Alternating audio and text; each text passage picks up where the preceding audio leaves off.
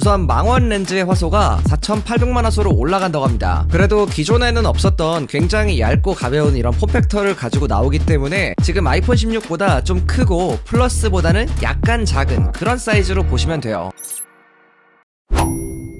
안녕하세요, 별남입니다. 자, 여러분들 최근 아이폰의 출시가 가까워지면서 아이폰 관련 소식들이 정말 엄청나게 많이 나오고 있는데요. 저희가 지난번에는 아이폰의 컬러에 대해서 알려드렸는데 이번에는 또 다른 흥미로운 소식을 가지고 왔습니다. 그럼 어떤 내용들이 있는지 바로 알아볼게요. 자, 먼저 아이폰 17 에어부터 좀 얘기를 해볼게요. 여러분들 이미 너무 잘 아시겠지만 에어 같은 경우는 이름 그대로 굉장히 얇은 두께를 가지고 나올 것으로 좀 전망이 되고 있는데요. 지금까지 나온 정보를 쭉 이제 종합해 보면은 현재까지 되는 두께는 5.5mm라고 합니다. 여러분들 얼마 전에 나온 S25 엣지 알죠? 이 두께가 엣지보다도 무려 0.3mm 더 얇은 두께라고 합니다. 그러니까 진짜 말도 안 되게 얇은 거예요. 다만 본체가 얇다 보니까 이 뒤에 있는 카툭티 있잖아요. 이 카메라 렌즈가 굉장히 좀 많이 튀어나와 보일 수가 있는데 이거는 아무래도 좀 호불호가 있을 것 같긴 해요. 얼마 전에 나온 폴드 7이나 S25 엣지를 보면 카툭티가 굉장히 심하잖아요. 제 생각에는 아마 이 두 제품과 좀 유사한 느낌이 되지 않을까 싶긴 합니다. 카메라 스펙 같은 경우는 4,800만 화소 메인 카메라 하나만 들어갈 것으로 예상이 되고 있고요. 그리고 화면 사이즈는 6.6인치 디스플레이가 들어갈 예정입니다. 지금 아이폰 16보다 좀 크고 플러스보다는 약간 작은 그런 사이즈로 보시면 돼요. 또 하나 중요한 게 바로 화면의 주사율이라고 할 수 있는데요. 여러 예측들이 있지만 현재까지는 120Hz 주사율이 들어갈 전망이고요. 그런데 이게 기존의 프로에 들어갔던 1Hz부터 120Hz까지 되는 그 프로 모션인지 아니면 그냥 120Hz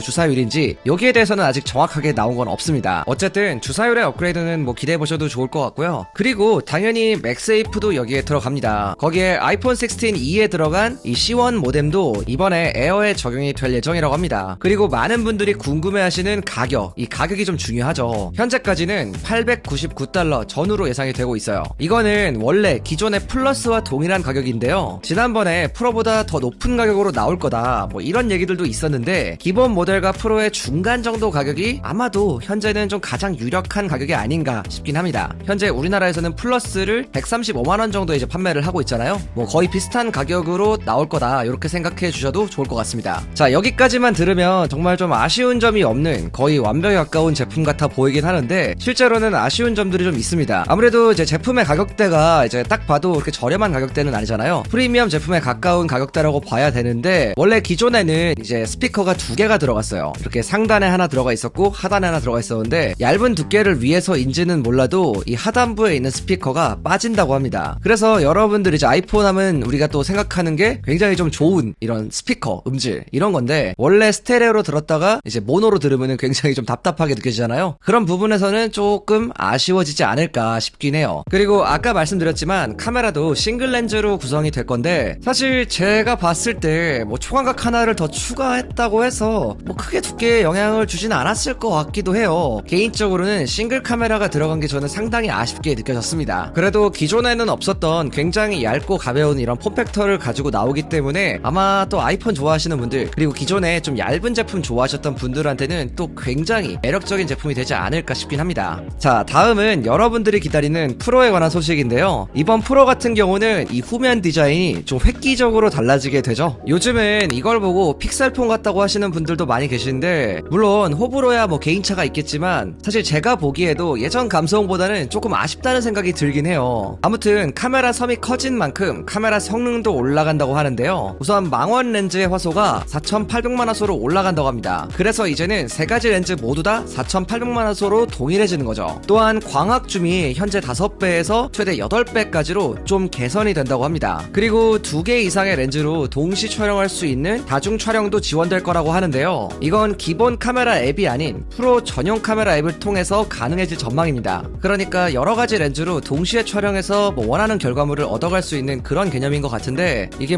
전면 카메라까지 지원이 될지 아니면 이제 후면 카메라만 지원이 되는 건지 이런 부분들은 조금 더 지켜봐야 될 것 같아요. 그리고 카메라 컨트롤 버튼 말고도 상단에 또 다른 카메라 제어용 버튼이 생긴다는 얘기도 있는데요. 근데 솔직히 이건 제가 봤을 때 좀 현실성은 좀 떨어지는 것 같아요. 불과 작년에 카메라 컨트롤 버튼이 새롭게 생긴 건데 1년 만에 또 다른 버튼을 만든다? 아닐까? 이건 좀 가능성이 낮지 않나 싶습니다. 제가 이렇게 정보를 좀 모아보면서 느낀 게 하나 있는데, 사실 요즘에 이제 애플이 AI 쪽으로는 좀 약세잖아요. 그래서 아마 그런 부분을 좀 상당히 보완하기 위해서 이렇게 카메라 쪽에 좀 무리가 될 정도로 좀 이렇게 기능을 추가하고 있는 게 아닐까 싶긴 합니다. 근데 개인적인 바람으로는 뭐 이렇게 카메라에 새로운 기능이 생기고 스펙이 더 좋아지는 거 물론 찬성이지만, 아무래도 이제 AI의 흐름을 이제 거부할 수는 없는 것 같아요. 이제 그 큰 흐름을 따라가야 될 것 같긴 한데, 그런 부분에서 조금 더 애플이 힘써주면 좋지 않을까 싶긴 합니다. 며칠 전 미국에서 아이폰 17 프로로 추정되는 실물 기기가 포착되었다는 소식이 올라왔어요. 이 사진을 보면 이제 샌프란시스코에서 촬영된 사진인데요.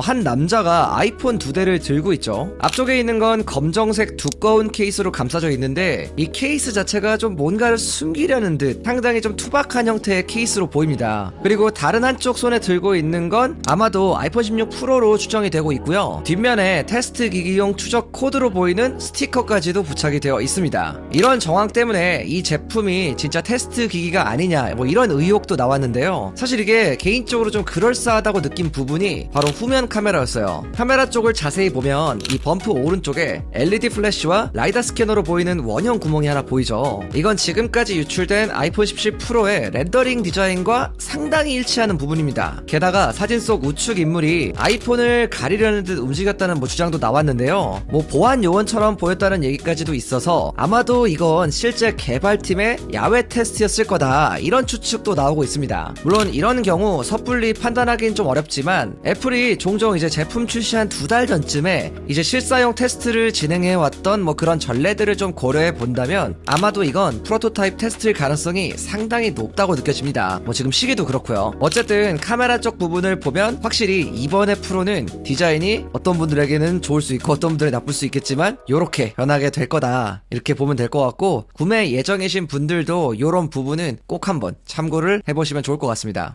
자, 오늘은 이렇게 아이폰 17과 뭐 17 프로 에어에 대한 소식들을 살펴봤는데요. 이제 진짜 아이폰의 출시 날짜가 점점 가까워지다 보니까 뭔가 기존에는 좀 애매하게 나왔던 소식들이 점점 더 윤곽이 또렷해지는 것 같습니다. 뭐 에어 같은 경우도 이제 기존에 뭐 여러 가지 루머들이 있었지만 이제 얼추 그 그림이 좀 잡히는 것 같고요. 여러분은 어떤 아이폰을 구매하실 예정인가요? 여러분의 의견도 아래 남겨주세요. 아무튼 제가 오늘 준비한 내용은 여기까지고요. 지금까지 별남이었습니다.